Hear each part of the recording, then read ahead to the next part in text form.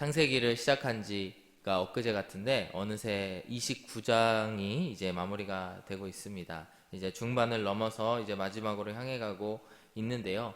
우리가 창세기를 보면서 특별히 12장 이후에 그런 족장 시대의 모습들을 보면서 우리가 무엇을 볼 수가 있을까요? 여러 가지를 하나님께서 우리에게 보여주시고 또 우리에게 교훈하여 주시지만 그 중에 한 가지가 하나님께서 한 사람을 그리고 한 가정을 그리고 더 나아가서 이제 장차 이루게 될 한 민족을 빚어가시는 모습들을 우리가 볼 수가 있습니다. 아브라함으로부터 시작하여서 이제 어제 우리가 함께 살펴본 야곱에 대한 말씀에서는 하나님께서 야곱이라고 하는 그 민족의 아버지를 이제 빚어가십니다.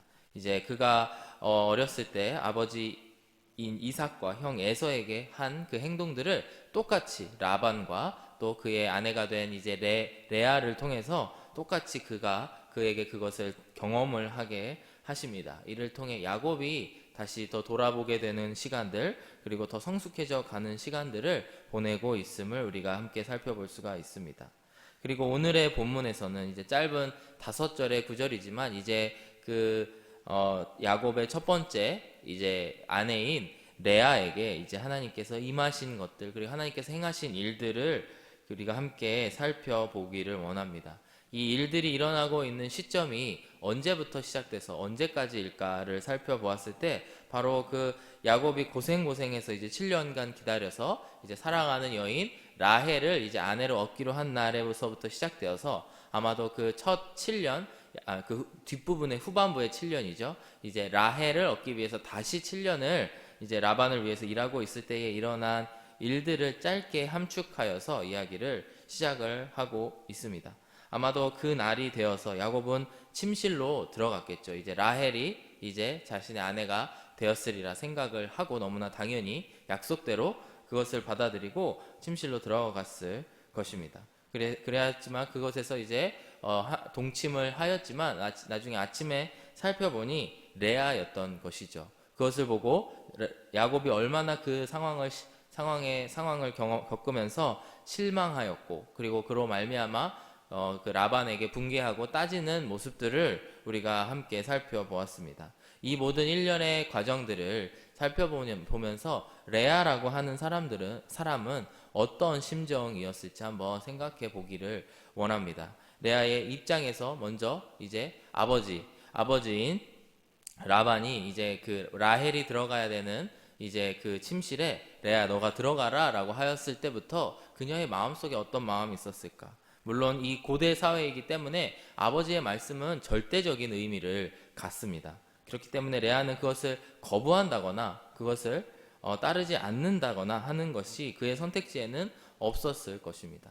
그리고 레아를 통해서 이제 레아가 이제 그 방에 들어가게 되고요. 이제 그 다음 날 이제 야곱이 그 모든 일들을 보고 그것이 자신이었다. 그 침실에 들어왔던 것이 자신이었다라고 하는 것을 알게 된 이제 야곱이 매우 실망스러워하는 모습들을 다 지켜보았을 것입니다.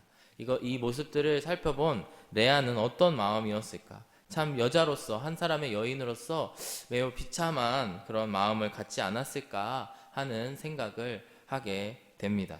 그렇기 때문에 하나님께서도 이러한 모습들을 보게 되신 것입니다. 31절의 말씀을 보시면은 여호와께서 레아가 사랑받지 못함을 보시고 그의 태를 여셨다. 이렇게 말씀을 시작을 하고 있습니다. 결혼한 사람들이 언제나 경험하는 것이 자녀를 갖느냐 갖지 못하느냐 하는 것에 대한 고민이 있습니다. 이 변해가는 시대 속에서도 결국 생명을 잉태하는 문제, 그 문제 앞에 섰을 때에는 절대자이신 하나님을 찾을 수밖에 없는 것이 인간의 한계된 모습인 것이죠. 그렇기 때문에 한 여인은 라헬이라고 하는 여인은 남편의 사랑을 많이 받았고 그리고 레아라고 하는 여인은 그 같은 남편의 사랑을 받지 못하였지만 어찌하여서인지 하나님께서는 남편에게 사랑받지 못하고 있는 레아의 태의 문을 여시고 그녀에게 많은 자녀를 허락하고 있다라는 것을 보게 됩니다.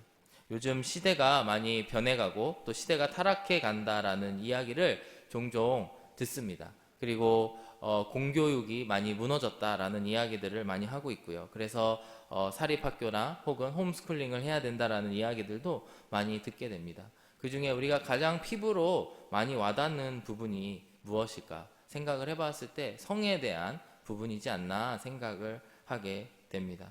동성애를 지지하는 것을 넘어서 이제는 내가 처음에 가지고 태어난 남성이나 혹은 여성의 성을 살아보다가 난 이게 아닌 것 같아 라고 하면 나는 여성이 되거나, 아니면 남성이었는데 여성이 되거나, 여성이었는데 남성이 되거나, 혹은 나는 둘 다 아닌 것 같아 라는 선택을 한다라는 것이 참 이 세상이 죄악된 세상으로 가고 있구나라는 것을 우리가 볼 수가 있습니다. 그리고 그것을 공교육에서, 모두가 함께하는 공교육에서는 전혀 이야기할 수 없는 그런 상황이 아주 이 시대가 빠르게 타락하고 있다라는 것을 반영하고 있지 않나. 그것을 통해서 그리스도인들이 하나님의 무너진 그 질서들을 바라볼 때에 공교육에 보내기가 어렵다라는 이야기를 하는 것을 많이 듣게 됩니다. 이와 같이 두 여인의 상황이 그들의 힘으로서는 할 수 없는 일들이 그 앞에 벌어진 것입니다. 두 여인의 그 상황이 완전히 대비가 돼서 나타나고 있습니다. 레아는 남편의 사랑을 받지 못하지만 이제 아이를 많이 갖게 되는 모습들을 보게 됩니다. 라헬의 경우에는 남편의 사랑을 많이 받지만 현재에는 그 자녀들을 갖지 못하고 있는 모습들을 우리가 보게 됩니다. 이 모든 것이 사실 인간이 선택을 하거나 인간이 고를 수 있는 부분이 아니다라고 하는 것입니다. 이 거대한 하나님의 임재 앞에, 하나님이 아니고서는 하실 수 없는 그 일 앞에 바로 이 라헬이 섰고 레아가 섰다라는 것입니다. 그리하여서 하나님께서는 레아에게 이제 먼저 그 자녀를 허락하여 주시고, 그로 말미암아 레아가 변해가는 모습들, 레아가 어떻게 하나님을 바라보게 되어 가는지를 오늘의 본문의 말씀에서는 함께 볼 수가 있습니다. 함께 그 말씀을 살펴보기를 원합니다. 먼저 31절의 말씀을 다시 한번 보시면 이 구절이 여호와께서 보시고라고 하는 단어로 시작이 됩니다. 중간에 레아가 사랑받지 못함을 이라는 그 목적어가 들어가 있지만 이 문장을 시작하는 단어는 바로 여호와께서 보셨다라고 하는 단어입니다. 바로 이러한 모습들을 보았을 때에 이 모든 이야기의 대전제가 여호와께서 그에게 임하셨다라는 것을 이야기를 하고 있습니다. 여호와께서는 사랑받지 못하는 레아에게 먼저 가셔서 그의 태의 문을 여시고 반면에 라헬의 태의 문은 열지 않으셨습니다. 하나님께서 얼마나 사랑이 많으신 분이시고 또 긍휼한 분이신지를, 긍휼한 마음을 가지신 분이신지를 우리가 이 말씀을 통해서 볼 수가 있는 것입니다. 사람들의 주목을 받고 있는 그 사람들만을 하나님께서 복주시고 주목하시는 것이 아니라 때로는 사람들의 눈에 띄지 않는 혹은 사랑을 받지 못하는 그 사람에게 다가가셔서 사랑으로 보듬어 주시는 분이 우리 하나님이시다라고 하는 것입니다. 여기서 레아가 사랑받지 못했다라고 하는 단어를 또 다르게 해석을 하면 어떤 해석에서는 이것을 미워하다라고 하는 단어로 해석하는 경우도 있습니다. 이 해석이 맞는지 아니면 단순히 사랑받지 못했다가 맞는 해석인지는 우리가 또 따로 판단해 보아야 되겠지만, 제가 야곱의 입장에서 생각해 보았을 때에 레아를 미워할 수도 있었겠다, 초반에는 미워할 수도 있었겠다라는 생각이 듣게 됩니다. 사실 그 라반이 어떻게 보면은 야곱에게 이제 사기를 속이는 그런 장면에서 레아가 그거에 동조한 것이고, 그로 말미암아 그 피해를 모두 야곱이 지게 되는 그런 마음을 야곱이 가질 수 있었겠다. 그래서 그 아내를 어찌 보면 홀대하고 미워할 수도 있었겠다. 그런 마음이 야곱이 가질 수 있었겠다라고 하는 생각이 들게 됩니다. 그런 상황들을 놓고 보았을 때에 이 레아가 처해 있는 상황이 얼마나 그 여인에게 비참한 상황인지를 우리가 또 다시 알 수가 있습니다. 그리고 레아도 또한 야곱의 사랑을 받기 위해 발버둥 치고 있는 모습을 우리가 볼 수가 있습니다. 이제 시작되는 32절 이하의 말씀을 보시면 이제 자녀 한 명씩 4명의 아들을 낳는 장면들이 나오는데요. 32절의 말씀을 보면 레아의 시선이 어디로 향해 있는지를 볼 수가 있습니다. 레아가 임신하여 아들을 낳고 그 이름을 르우벤이라 하여 이르되 여호와께서 나의 괴로움을 돌보셨으니 이제는 내 남편이 나를 사랑하리로다. 그가 바라보고 있는 것이 여전히 내 남편이 나를 어떻게 하면 사랑할까? 내가 이제 아들을 낳았으니 나의 남편이 사랑하지 않을까 이야기하고 있는 그런 레아의 모습을 우리가 볼 수가 있습니다. 이게 참으로 아이러니한 모습입니다. 31절의 말씀에서는 여호와께서 그 레아의 사랑받지 못함을, 그의 부족함을, 결핍된 부분을 보시고, 하나님께서 그를 보시고 그를 돌보아 주시는 모습들을 보지만, 정작 이 레아의 모습을 통해서 우리가 볼 수 있는 것은 그 자신을 바라보고 계시는 하나님을 바라보지 못하고 있다라는 것입니다. 우리의 시선이 항상 하나님을 향하지 않고 있을 때에도 하나님께서는 그의 시선이 우리를 향해 있고 우리를 사랑의 눈으로 보살펴 주신다라고 하는 것입니다. 이러한 상황 가운데에 레아가 이제 한 명씩 그의 자녀를 낳게 됩니다. 먼저 32절에서 보시면은 르우벤이라고 하는 아들을 먼저 낳게 됩니다. 르우벤이라고 하는 이름이 무엇이냐면 바로 하나님께서 아들이다라고 하는 뜻입니다. 바로 이 르우벤이라고 하는 아들을 통해서 보라 아들이라라고 하는 이름을 지었습니다. 아들을 낳게 됨으로 말미암아 이제 내가 아들을 낳았다라고 자신의 그런 한 행동들을 과시를 하고 있는 것이죠. 이 레아가 할 수 있었던 것은 오직 야곱에게 내가 아들을 낳았습니다, 내가 이런 것을 하였습니다 라고 그에게 보여주는 그런 모습들, 그것을 통하여서 남편의 사랑을 받을 수 있을까 기대하면서 나아가고 있는 레아의 모습들을 보게 됩니다. 그리하여서 이제 르우벤이라고 하는 아들을 낳았을 때만 하더라도 아직 레아가 하나님을 전혀 바라보지 못하고 있다라고 하는 것을 우리가 볼 수가 있습니다. 33절의 말씀을 보시면은 이제 둘째 아들 시므온을 이제 낳게 됩니다. 33절의 말씀을 보시면 그가 다시 임신하여 아들을 낳고 이르되 여호와께서 내가 사랑받지 못함을 들으셨으므로 내게 이 아들을 주셨도다. 그러면서 그의 이름을 시므온이라 하였다. 이렇게 이야기를 합니다. 시므온이라고 하는 말 뜻 자체가 하나님께서 들으셨다. 이제 하나님께서 나의 기도를 들으시고 나의 간구를 들으셨다라고 하는 것입니다. 하지만 이것이 과연 레아가 그의 신앙이 온전히 하나님께 향하고 있음을 증명할 수가 있을까요? 이런 생각이 들었습니다. 우리는 때때로 나의 일이 잘 풀릴 때 하나님께서 하셨습니다, 할렐루야, 이런 이야기를 할 때가 있습니다. 저는 마트에 이제 자동차를 몰고 들어갈 때에 종종 제 앞에 주차되었던 차가 이렇게 빠져나오는 일들을 경험을 하게 됩니다. 그러면 제 아내가 농담으로 당신이 운전을 할 때마다 이런 일들이 자주 벌어지네요 그러더라고요. 그래서 저도 그럴 때마다 할렐루야, 이제 하나님께서 이 자리를 주셨구나 라고 그 자리로 들어갑니다. 사실 거의 농담으로 하는 이야기죠. 근데 이것을 엄연히 따지고 보면은 이러한 말들이 잘못된 말들이라는 것을 우리가 생각을 해보아야 합니다. 이 말의 이면에는 무슨 의미가 있냐면, 만약에 하나님께서 나에게 주차 공간을 주지 않으셔서 삥삥 돌다가 멀리 주차를 하게 되면 하나님이 안 계신 것일까요? 그런 고백이 될 수 있다라고 하는 것입니다. 때로는 내 안에 불편한 일들이 일어날 수도 있고, 때로는 라헬과 같이 하나님께서 태의 문을 열어주지 않으시는 경우도 있지만, 우리가 잊지 말아야 될 것은 여호와께서 우리와 함께 하신다, 그가 우리를 바라보고 계신다라는 것을 잊으면 안 된다라고 하는 것입니다. 어쩌면 이 둘째 아들 시므온을 이제 낳았을 때에 레아가 한 고백이 이와 비슷한 고백일 수도 있습니다. 하나님께서 나에게 축복을 주시는구나. 어찌 보면 라헬보다 우위감에 도취하여서 하나님께서 나의 말을 들으셨다라고 하는 그 말로 이제 이야기를 하고 있는 것입니다. 우리가 세 번째 아들 레위의 이야기들을 듣게 되면은 아직도 레아가 하나님을 바라보지 못하고 야곱만 바라보고 있다라는 것을 우리가 볼 수가 있는데요. 34절의 말씀을 보시면 그가 또 임신하여 아들을 낳고 이르되 내가 그에게 새 아들을 낳았으니 내 남편이 지금부터 나와 연합하리라 하고 그의 이름을 레위라 하였다라고 이야기를 합니다.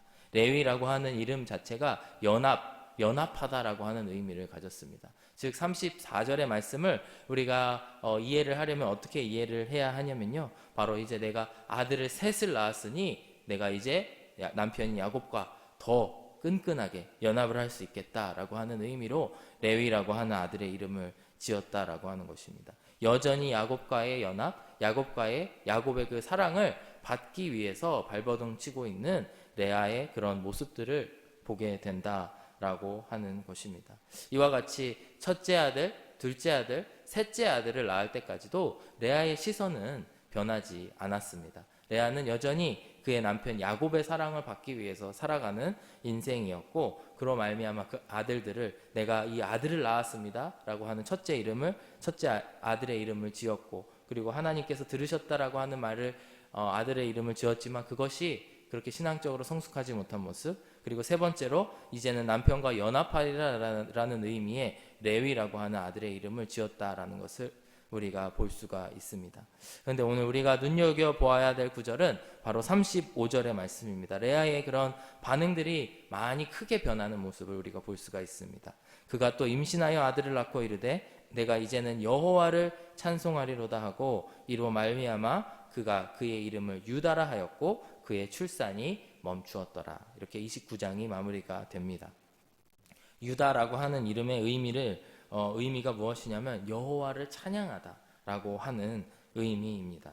레아가 넷째 아들 유다를 낳았고 그의 이름을 지을 때에 이제 그가 더 이상은 야곱의 사랑받기 위한 것에 집착하고 있는 것이 아니고 온전히 하나님을 바라보고 찬송을 하며 나아가고 있음을 우리가 이 구절을 통해서 볼 수가 있습니다.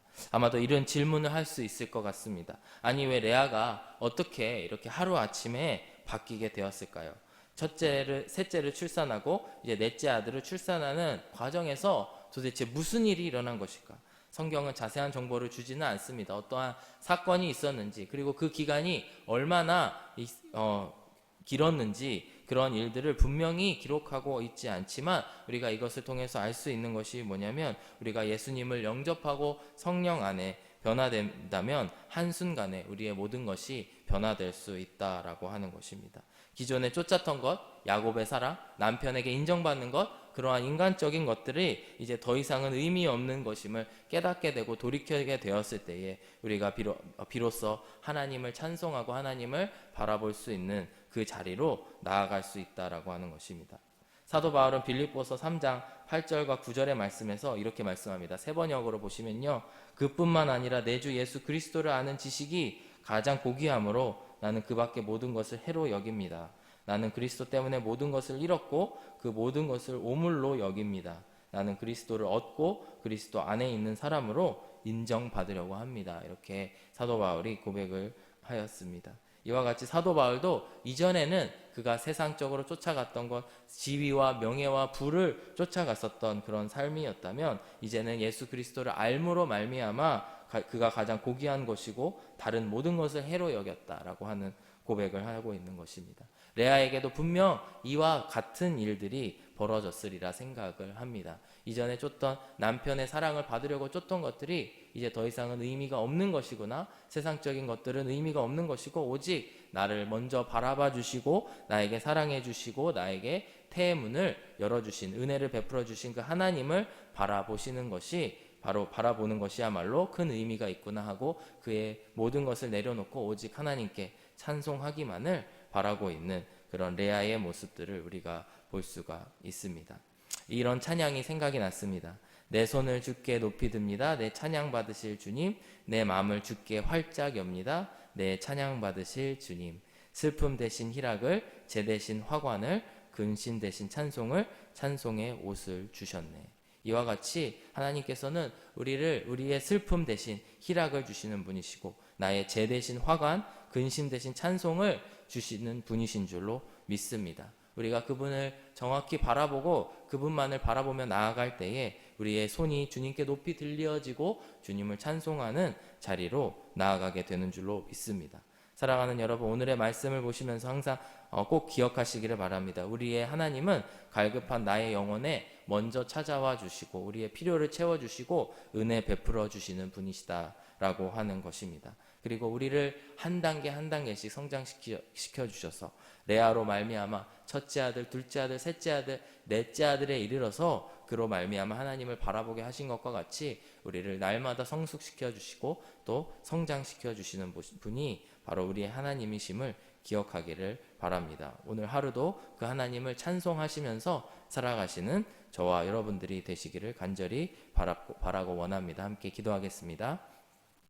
사랑하는 아버지 하나님, 감사합니다. 오늘 이 시간 이 말씀을 통하여서 우리의 초점이 우리의 시선이 다시 한번 주님을 향해 나아가기를 원합니다. 우리를 아시고 우리의 부족함 결핍을 아시고 먼저 찾아와 주시는 주님을 이 시간 찬송하기를 원합니다. 우리의 삶이 주님을 향하여서 우리가 날마다 성장하고 성숙해져 가는 그런 삶들이 되게 하여 주옵소서. 감사드리며 예수님의 이름으로 기도드렸습니다. 아멘.